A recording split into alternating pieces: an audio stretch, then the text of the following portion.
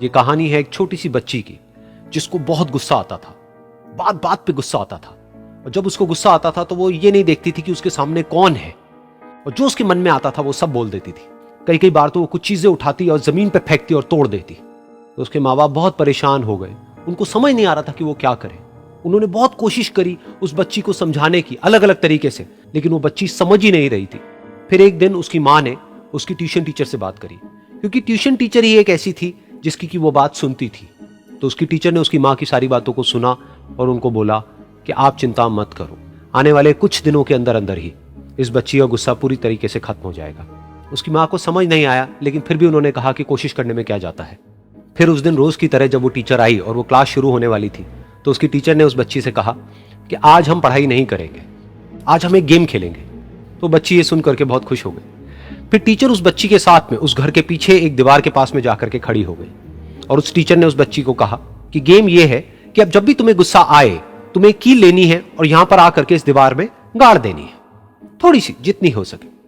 फिर उस बच्ची ने टीचर से पूछा लेकिन इससे क्या होगा? तो टीचर ने कहा कि जब ये गेम खत्म हो जाएगी तो तुम्हें एंड में एक प्राइज मिलेगा।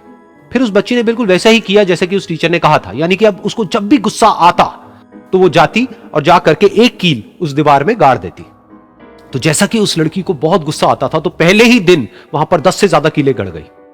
लेकिन उन कीलों को गाड़ने के लिए उसको बार बार पीछे जाना पड़ता और जा करके उस कील को गाड़ना पड़ता। तो उसके दिमाग में आया कि जितनी मेहनत मैं लगाती हूं उस कील को गाड़ने में, उससे कम मेहनत में मैं अपने गुस्से को कंट्रोल कर सकती हूं। अगले दिन 8 कीलें गड़ी, उसके अगले दिन 6, फिर 4, फिर 3, फिर 2, फिर 1। फिर एक ऐसा भी दिन आया जब एक भी बार उसको गुस्सा नहीं आया और एक भी कील उस दीवार में नहीं गड़ी और वो बच्ची बहुत खुश हो गई। खुशी खुशी वो अपनी टीचर के पास में गई और जाकर के उनको बताया कि देखो मैम, आज मैंने एक भी कील उस दीवार में नहीं गाड़ी है क्योंकि मेरे को एक बार भी गुस्सा नहीं आया है। तो मैम ने उसको थोड़ी सी शाबाशी दी और मैम उसके साथ में उस दीवार के सामने जाकर के खड़ी हो गई।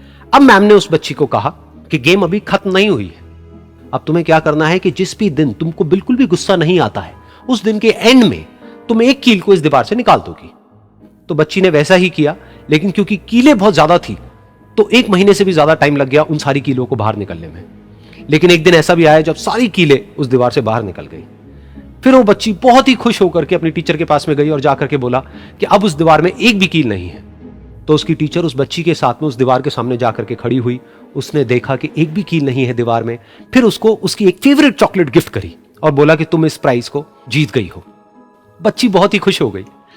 फिर टीचर ने उस बच्ची से पूछा कि क्या तुमको इस दीवार में कुछ नजर आ रहा है?